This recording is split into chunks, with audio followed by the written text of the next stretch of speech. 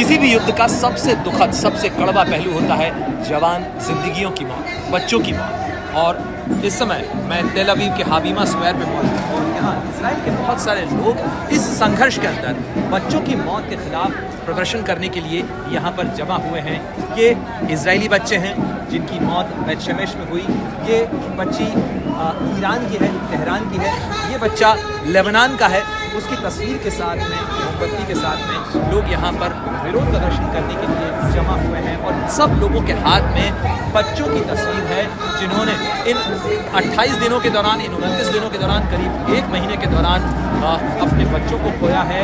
और ये सारे उन बच्चों की तस्वीर है जो इस जंग के अंदर, इस युद्ध के अंदर मारे गए हैं और उनकी तस्वीरों के साथ ये लोग प्रोटेस्ट कर रहे हैं। देखिए, यहाँ पर ईरानी बच्चे भी हैं, यहाँ पर इजरायली बच्चे भी हैं, यहाँ पर लेबनान के बच्चे भी हैं और सब बच्चों की मौत के लिए यहाँ पर इस संघर्ष को बंद करने को लेकर, ये युद्ध बंद हो, इसको लेकर यहाँ पर लोग प्रोटेस्ट कर रहे हैं, अपनी नाराज़गी जता रहे हैं।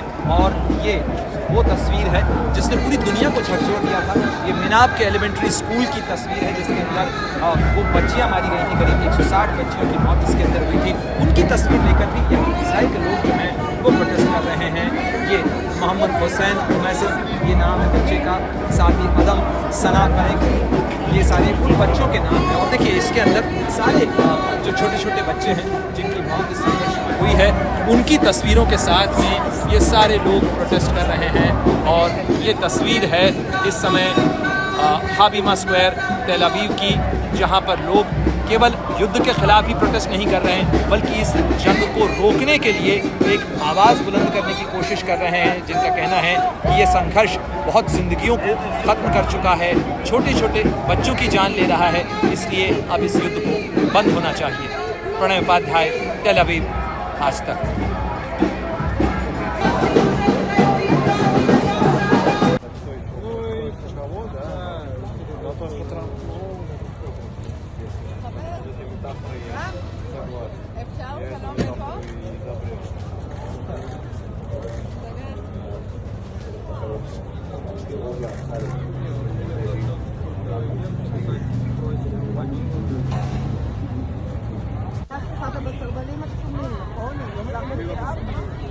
אני לא בסרבני, אני לבדי. אני חושב שאני מגיד אותך.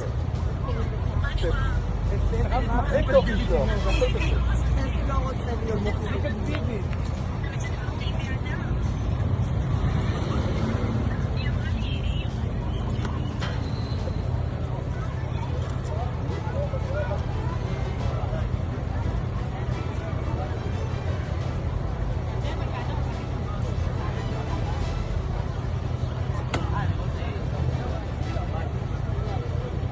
What's your what's your name? Abiatal. Avital. You are from Israel? Yes. Okay. Avital, why are you opposing war? Like, Israel is fighting, Yeah. soldiers are fighting. Why are you opposing it? What happened? Well, I think that the war really is pointless. You know, it's like the Iraq War in 20 years ago, and like going to war just for political reasons. I don't think it will bring us security. I don't think it will help anyone. It just like helps Netanyahu keeps his government together, give him more public support, but it just like makes us all more endangered. It doesn't help anyone. But don't you think so that there are objectives? Israel felt, those kind of existential threats from the Iran? No, I think it's all lies. Okay. I think it's all lies, and I think it's all Why do you stems think from these are all lies? because many people, experts are saying there's no actual atomic threat, and all the proxies like Hezbollah and Hamas, those are the results of years of occupation. It won't end until we actually do diplomacy instead of war. I need to get back to... Okay, you think that Iran is getting No, thank defeated? you, that's right. He left. You are opposing war? Of course. Yeah. Of Why? course. That Israel thinks that they are fighting a just full war. They think that it is important for their existence. Iran is a threat for their existence. This is an endless war. It's an endless war. We have to put an end. We have to seek for peace. We have to seek for peace. Here. This is very old. Bakshu Shalom. Ask for peace. Bakshu Shalom. Yeah, in Hebrew it's Bakshur Shalom. Okay. And in English it is ask for peace. Yeah. So It's about time. It's about time. The Lebanese are giving us every day clues that they want to talk to us, and we are not talking to them. We have to seek for peace. It's about time. तो इस तरीके से लोगों का कहना है कि बातचीत के जरिए ही समाधान का रास्ता निकलेगा, बातचीत के दरवाजे खुले रखे जाने चाहिए, युद्ध किसी भी चीज का समाधान नहीं है।